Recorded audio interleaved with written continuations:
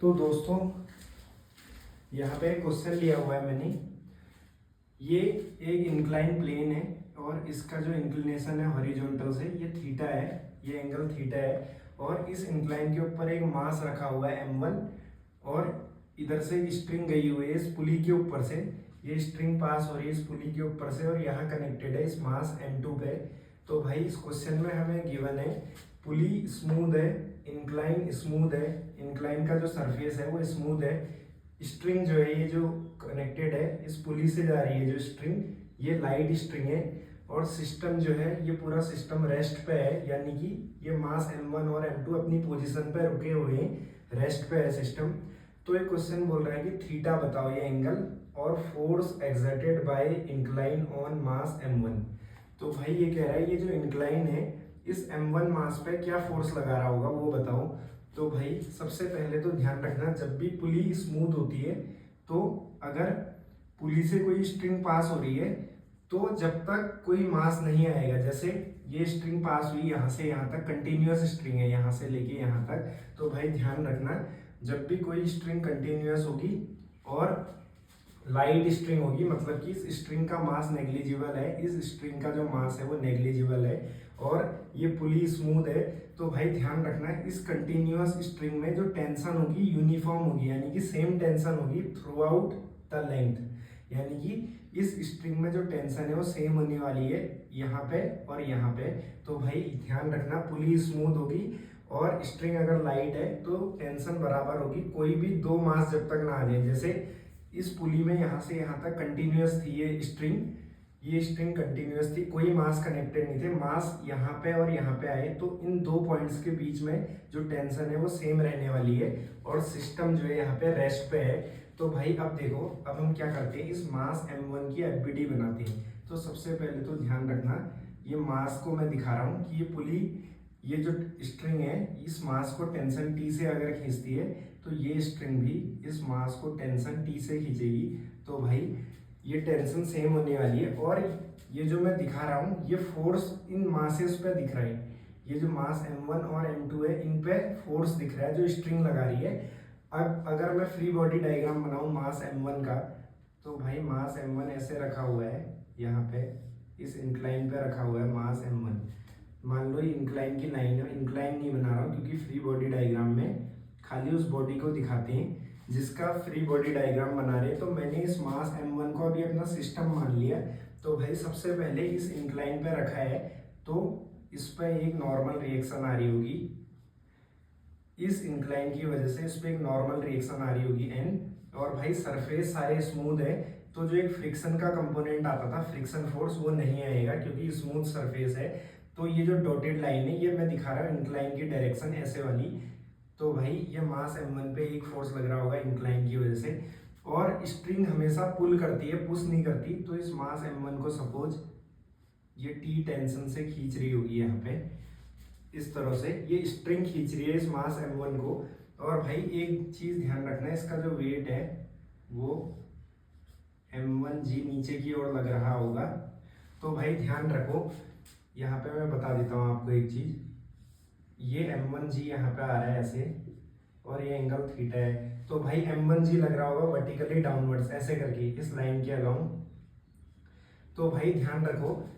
इसके और इसके बीच का एंगल थीटा है तो इसके परपेंडिकुलर होगी ये वर्टिकल लाइन और इस प्लेन के परपेंडिकुलर जो नॉर्मल होगा, अगर ये और ये लाइन है, ये लाइन और ये लाइन आपस में परपेंडिकुलर है, ये लाइन और ये लाइन आपस में परपेंडिकुलर है और ये प्लेन और ये जो डॉटेड लाइन है ये आपस में परपेंडिकुलर है क्योंकि ये प्लेन का नॉर्मल है ये वाला। तो भाई इस प्लेन के और इसके बीच में एंगल अगर थीटा इन दो लाइंस के बीच में तो इनके परपेंडिकुलर्स के बीच में भी एंगल क्या हो जाएगा थीटा। तो भाई इसके परपेंडिकुलर हो गया ये और प्लेन के परपेंडिकुलर हो गई ये डॉटेड लाइन, तो इनके बीच में ये जो एंगल है ये भी थीटा हो जाएगा। तो भाई अब देखो क्या बनी पिक्चर, ये m1g है और जो डॉटेड लाइन है प्लेन के परपेंडिकुलर इनके बीच का एंगल अगर थीटा है तो m1g का इधर को कंपोनेंट आएगा m1g cos थीटा और इस डायरेक्शन में आएगा अलोंग द इंक्लाइन, क्योंकि इस लाइन के अलोंग एंगल, इस लाइन के अलोंग जो एंगल है वो थीटा था, तो ये m1g ऐसे जा रहा है इधर को m1g, तो इधर को इसका कॉस कंपोनेंट आएगा और इधर को इसका साइन कंपोनेंट, तो m1g साइन थीटा ये अलोंग द इंक्लाइन हो जाएगा m1g साइन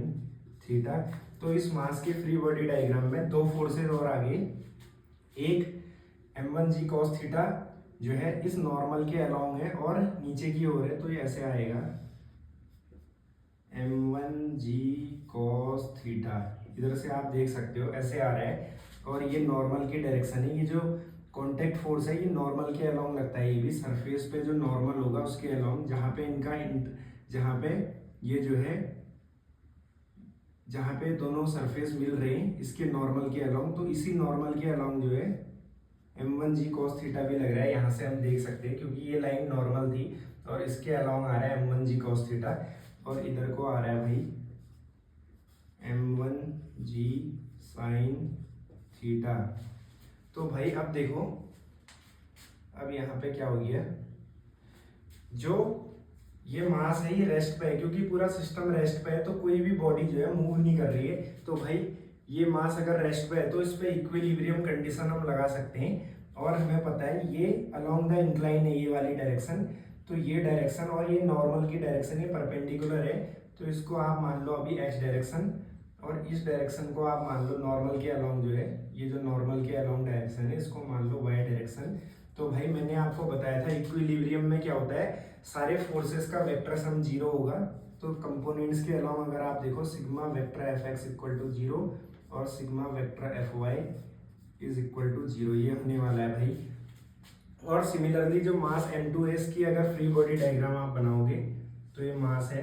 m2, तो अभी खाली आपको m2 को सिस्टम मानना है, तो स्ट्रिंग इसको पुल करेगी और ये टेंशन भी T होने वाली है क्योंकि स्ट्रिंग लाइट है और पुली फ्रिक्शन लेस है,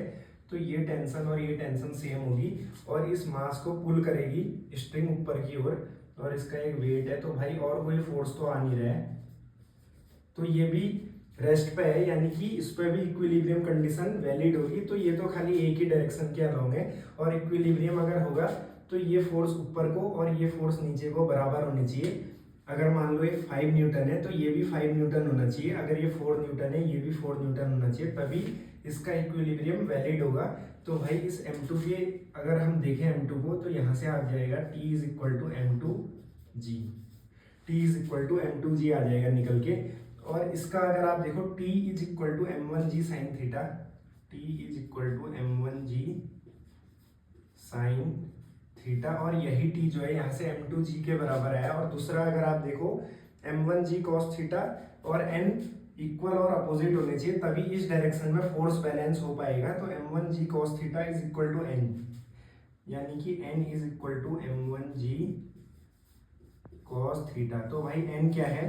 n कुछ नहीं है, simply force exerted by incline on mass m1, ये इंक्लाइन जो फोर्स लगा रहा है m1 पे खाली नॉर्मल के अलोंग आ रहा है फोर्स, क्योंकि स्मूथ सरफेस है तो फ्रिक्शन तो था नहीं, तो भाई इस फोर्स, ये जो फोर्स है force exerted by incline on mass m1, ये आ जा रहा है m1g cos थीटा। तो भाई ऐसा हो गया। अब यहाँ पे हम क्या करेंगे, t is equal to m1g sine theta और m2g को इक्वेट कर देंगे बराबर, तो ये बराबर होंगे दोनों। तो देखते हैं भाई आगे। तो दोस्तों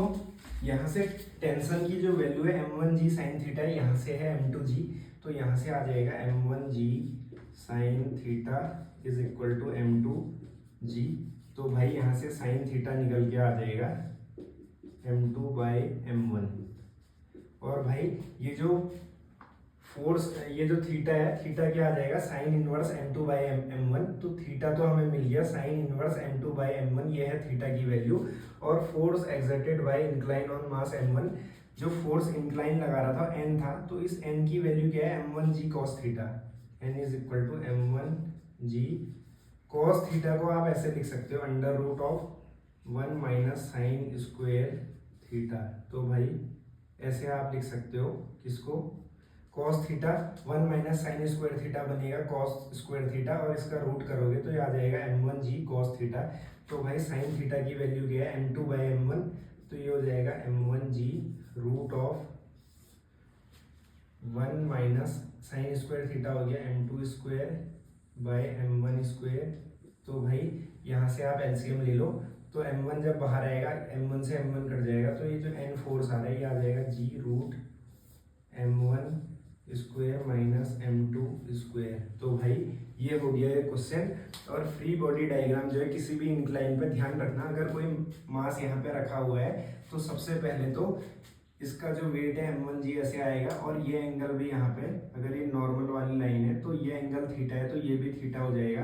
क्यों हो जाएगा थीटा? क्योंकि अगर कोई दो लाइन के बीच का एंगल थीटा है तो इसके परपेंडिकुलर ये लाइन और इसके परपेंडिकुलर ये डॉटेड लाइन जो नॉर्मल है, इनके बीच का एंगल भी थीटा होता है। अगर दो लाइंस परपेंडिकुलर है तो उनके परपेंडिकुलर के बीच का एंगल भी सेम होने वाला है जो उन दो लाइंस के बीच का एंगल था। तो m1g का एंगल इस लाइन से अगर थीटा है तो इधर को आ जाएगा इसका कंपोनेंट m1g cos थीटा, और भाई इधर को आ जाएगा इसका कंपोनेंट m1g sin थीटा। तो भाई इस मास m1 पे दो फोर्स तो ये आ रहे हैं, m1g cos theta, m1g sin theta. जब इसकी फ्री बॉडी डायग्राम हमने बनाई तो हमने देखा m1g cos थीटा डाउनवर्ड था, तो m1g cos थीटा हमने ऐसे दिखा दिया। इस इंक्लाइन की वजह से एक नॉर्मल रिएक्शन आएगी, फ्रिक्शन का कंपोनेंट नहीं आएगा क्योंकि इंक्लाइन भी स्मूथ बता रखा है क्वेश्चन में। तो m1g cos थीटा आ गया, n आ गया, इधर को टेंशन लग रही होगी स्ट्रिंग की वजह से, और ये टेंशन यूनिफॉर्म होगी क्योंकि स्ट्रिंग लाइट है और पुली फ्रिक्शनलेस है। तो कोई भी दो पॉइंट जब तक मास कनेक्टेड नहीं है, मतलब इस पॉइंट पे एक मास कनेक्ट हुआ m1 और इस पॉइंट पे एक मास कनेक्ट हुआ m2, तो ये स्ट्रिंग अगर कंटिन्यूअस है और लाइट है और पुली फ्रिक्शनलेस है तो ये टेंशन यूनिफॉर्म रहने वाली है थ्रू आउट द लेंथ। तो ये टेंशन और ये टेंशन सेम हो जाएगी। तो भाई यहाँ को T आ गया, यहाँ को आ गया m1g sin थीटा जो मैंने ये दिखाया था। तो m1 की FBD ऐसे बन गई, m2 की FBD ऐसे बन गई। तो भाई ये क्वेश्चन था फ्री बॉडी डायग्राम का, सिंपल क्वेश्चन है। तो अब थोड़ा धीरे धीरे हम कॉम्प्लेक्स चीज़ों में जाएंगे, तो भाई देखना इसे। तो दोस्तों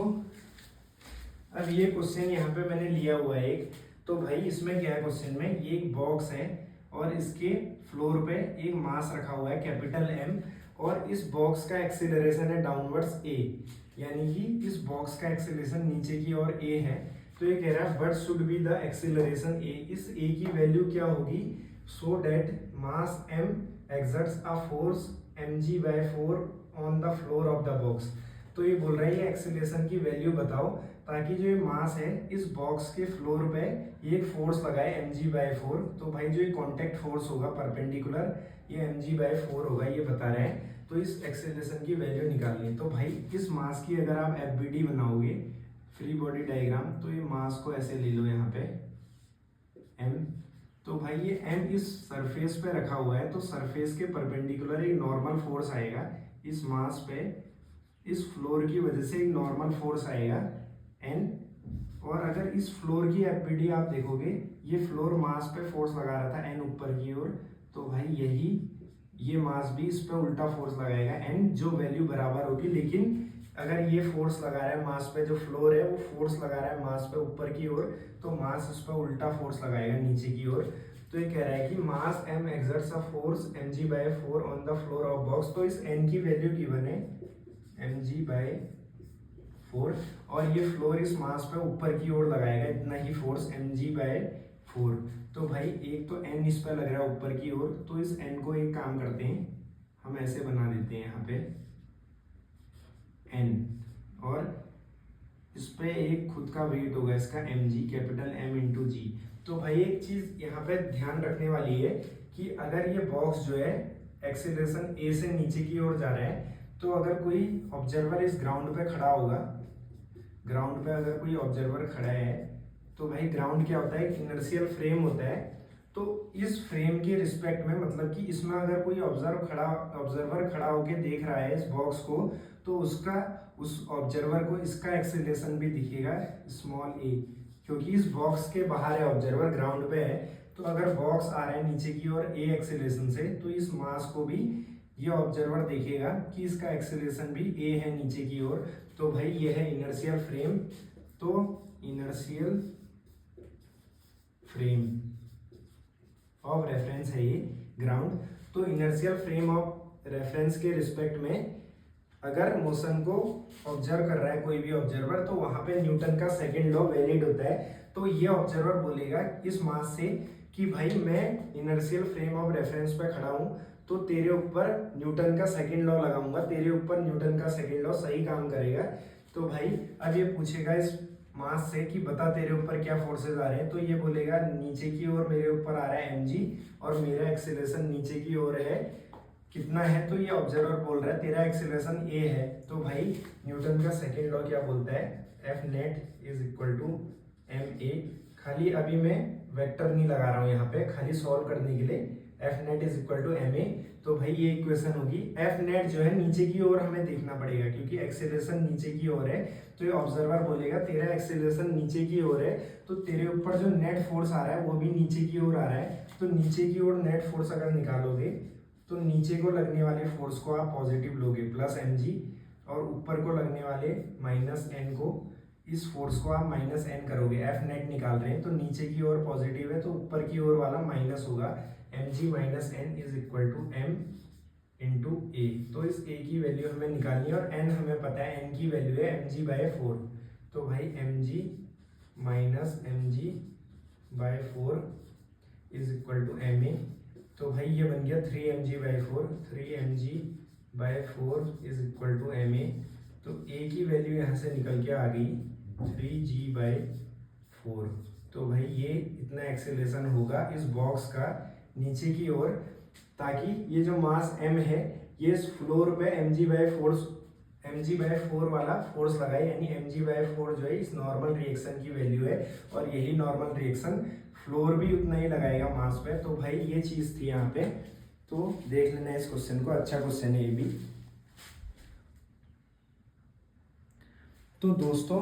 यहाँ पे ये क्वेश्चन लिया है मैंने, ये भी बहुत इंपॉर्टेंट है। तो ये क्वेश्चन क्या है भाई, ये एक फिक्स वॉल है और एक सरफेस है और स्मूथ सरफेस है, सारे स्ट्रिंग जो है लाइट है, ये एक स्ट्रिंग है जो पुली के ऊपर से पास हो रही है, और ये पुली फिक्स पुली नहीं है, फिक्स नहीं है, ये पुली कहीं पे फिक्स नहीं की गई है। तो इस पुली के सेंटर पे एक फोर्स लग रहा है F आगे की ओर, और ये जो M है मास है, ये पॉइंट A है, और एक कंटिन्यूअस स्ट्रिंग पास हो रही है इस पुली से, और यहाँ पे ये स्ट्रिंग को फिक्स किया हुआ है इस पॉइंट C से। तो भाई ये पॉइंट एक फिक्स पॉइंट है और ये पुली फिक्स नहीं है, और सारे सरफेस स्मूथ है और स्ट्रिंग जो है लाइट है, तो इस पे एक फोर्स लग रहा है F। तो क्वेश्चन कह रहा है कि अगर पुली का जो सेंटर है वो डिस्प्लेस हो रहा है x डिस्टेंस आगे, तो प्रूव करो कि मास m जो है, ये जो मास है ये डिस्प्लेस होगा 2x। तो भाई इस क्वेश्चन को हम देखते हैं अब क्या होगा। यहाँ पे मान लो ये पॉइंट C था और ये ऐसे करके आया यहाँ पे, तो ये पॉइंट A था। तो भाई ऐसी कंडीशन थी पहले, और ये पुली अगर ऐसे पुली थी यहाँ पे, ये पुली हो गई, तो ये पॉइंट उस समय B रहा होगा। जस्ट अगर ये एक सर्कल होगा तो यहाँ पे टेंजेंट जो है 90 डिग्री एंगल बनाएगा, और यहाँ पे भी 90 डिग्री एंगल बनाएगा, ये टेंजेंट की तरह काम करेगा, और रेडियस 90 डिग्री पे होती है। तो ये पॉइंट यहाँ पे B है भाई, ये पॉइंट B है। अब देखो अब क्या होगा, जब ये फोर्स लगेगा आगे की ओर, तो ये पॉइंट C तो फिक्स पॉइंट है, फिक्स जगह पे है, तो ये पॉइंट तो हिलेगा नहीं अपनी जगह से, ये पॉइंट यही रहने वाला है। और अगर ये पुली आगे की ओर खिसकेगी तो ये पॉइंट मान लो B यहाँ से यहाँ आ गया B डैश पे, तो ये पॉइंट अगर B था, तो अभी मैं इसको इरेज कर देता हूँ ऐसे करके, ये स्ट्रिंग को भी, चलो इसको दिखा देते हैं ऐसे। अगर ये पॉइंट यहाँ आ गया B डैश पे, तो भाई B डैश पे अगर ये पॉइंट आ गया तो ये A जो है मान लो ये खिसक गया थोड़ा आगे यहाँ पे A डैश पे। तो भाई अब कंडीशन क्या है, अब कंडीशन कुछ ऐसी है, ये पॉइंट तो फिक्स है यहाँ पे,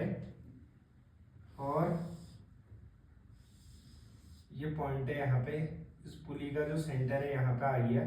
ये पॉइंट है B डैश, और ये सरफेस पे जो पॉइंट था, ये जो मास है पहले यहाँ पे था, अब ये आ गया यहाँ पे, तो A पॉइंट से ये आ गया A डैश पे। तो भाई ध्यान रखना, ये जो स्ट्रिंग है इसकी लेंथ सेम रहने वाली है, इस स्ट्रिंग की लेंथ जो है सेम रहने वाली है। तो भाई अब क्या होगा, इसको हम इक्वेट करते हैं पुरानी लेंथ को और नई लेंथ को। तो पहले क्या था, पहले ये पुली कुछ ऐसे थी, अगर ये पुली कुछ ऐसे थी यहाँ पे, तो ये पॉइंट ए था अगर यहाँ पे, तो ये बी पॉइंट था, और इस स्ट्रिंग की जो लेंथ थी पहले ये वाली लेंथ होने वाली थी, ये वाली लेंथ, अब यही लेंथ हो जाएगी यहाँ से लेके ऐसे जाके यहाँ से इस पॉइंट ए डैश पे, ये पॉइंट ए डैश है हमारा, ये वाला पॉइंट। तो भाई इसकी लेंथ को इक्वेट करते हैं। तो इनिशियल लेंथ क्या थी इसकी, इनिशियल लेंथ इसकी थी इस हॉरिजॉन्टल डिस्टेंस को, ये पॉइंट बी है, तो ये जो है पूरा एक वर्टिकल लाइन होगी, क्योंकि ये एंगल मैंने बताया था टेंजेंट का 90 डिग्री है, ये भी 90 होगा, तो ये लाइन पूरी वर्टिकल ऐसे जाएगी, डायमीटर हो जाएगी। तो पहले डिस्टेंस थी सी बी, ये बी तो यहाँ सेंटर है, तो लेकिन अगर आप देखो ये दूरी प्लस इतनी सेमी सर्कल की दूरी प्लस फिर ए तक की दूरी, तो सी बी प्लस इस सेमी सर्कल की दूरी को हम बोल देते हैं सेमी, खाली सेमी लिख देता हूँ क्योंकि सेमी सर्कल यहाँ भी बन रहा है और यहाँ भी बनेगा। तो C B plus semi plus C B मतलब ऐसे नहीं ले रहे हैं डिस्टेंस, ऐसे हॉरिजॉन्टली ले रहे हैं, प्लस बी ए लिख रहा हूँ मैं इसको। अब मान लो ये आ गया बी डैश पे, तो नई लेंथ और पुरानी लेंथ बराबर होने वाली है, क्योंकि ये लेंथ जो है स्ट्रिंग की लेंथ है, तो ये लेंथ हो जाएगी सी बी डैश ऐसे हॉरिजॉन्टल डिस्टेंस प्लस सेमी फिर प्लस ये हो जाएगा B dash B plus B A dash, ये पॉइंट आपका ए डैश है जहां पे ये बाद में आया, तो ये हो जाएगा CM plus B dash plus B dash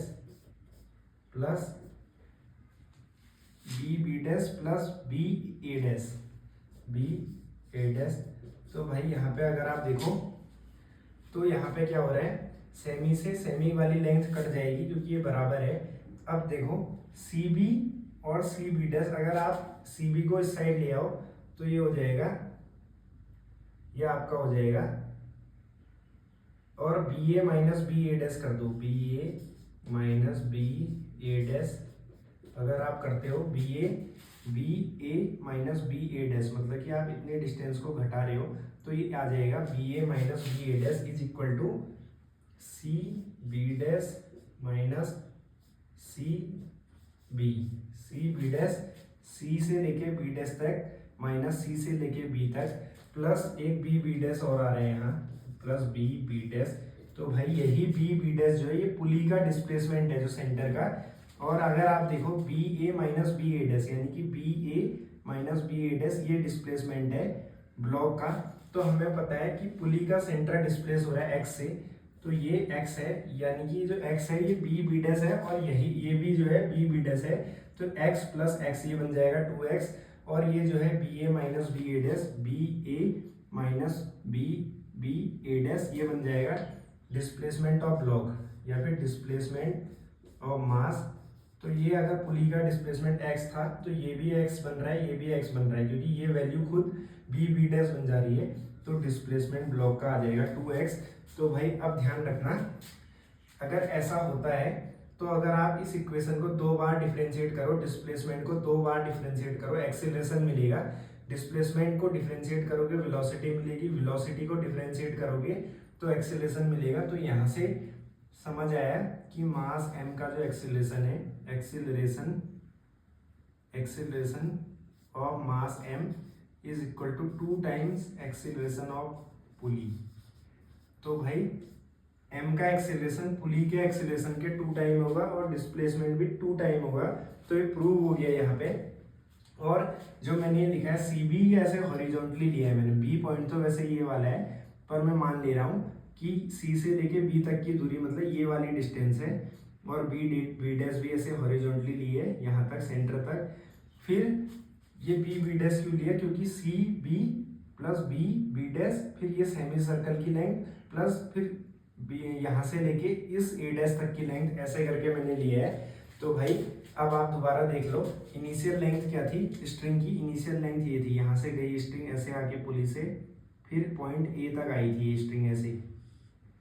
तो स्ट्रिंग की इनिशियल लेंथ क्या हो जाएगी, C B plus semi circle वाली दूरी, फिर बी से लेके ए तक की दूरी, तो C B plus semi plus B A. बाद में क्या हो जाएगी, ये पॉइंट ए आ गया ए डैश पे, ये पॉइंट तो फिक्स है यहीं पे रहेगा। पुली अगर डिस्प्लेस हो गई और यहाँ पहुंच गई बी डैश तक, तो C B dash plus semi